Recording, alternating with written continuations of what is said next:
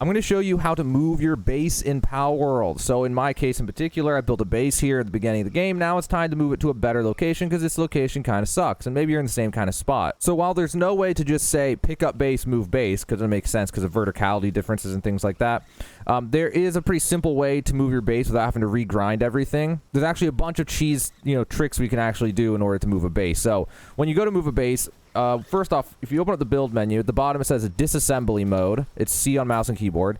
You can delete your main thing and it'll delete your base. But I wouldn't recommend doing this right away because depending on where you are on your base level. So when you go to this, there's base upgrade, and I'm maxed out on mine, so I can have 3 bases. And depending on what server you're on, these things can be different maybe. But like, okay, 3 bases are max. Well, you want at least 2.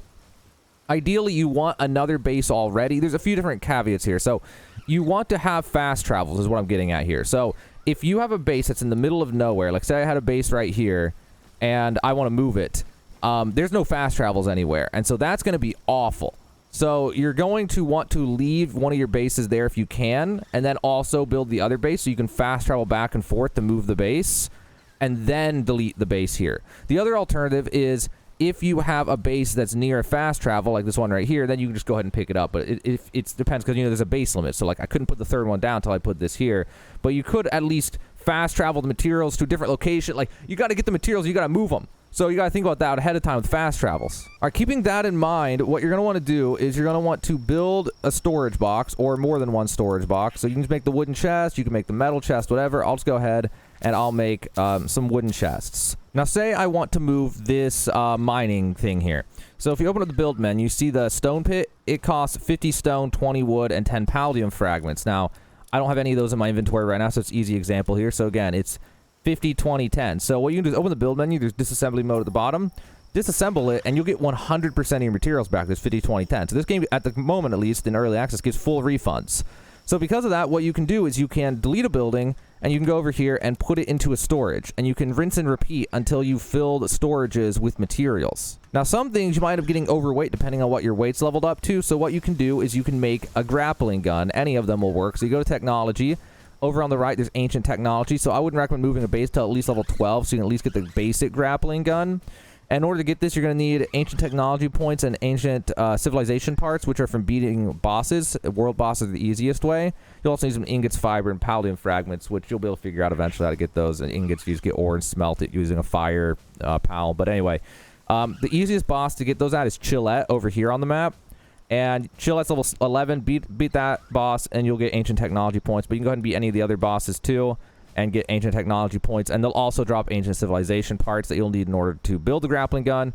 Once you have the grappling gun, what happens is even when you're overweight, you can look somewhere and shoot it, and it'll take you over there like that, even if you can't move from being over encumbered. And the other alternative is you can do the awful thing of dropping things and then moving and then picking them up and then dropping if for some reason you don't want to use a grappling gun. But I'd recommend using the grappling gun. So you'd be overweight, and then you could grapple over to this, and then you could put it away, and then be fine. So once you've got your storage chests all filled up, so I just have an example here at my other base of a ton of stuff. So I have wood. Look at that weight, 4,000 weight. You can just stack all this stuff from a storage chest into your inventory all at once. And you can get your weight up to unbelievable amounts. So I can put all this in and see I'm at 11,000 weight. And then I can actually still move. Oh my gosh.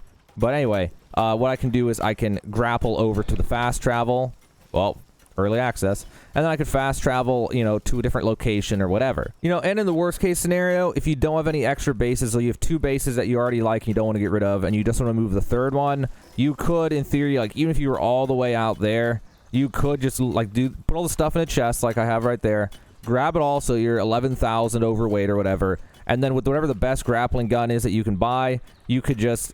Okay, he's blocking. Hold up. Oh my God, I'm getting trolled.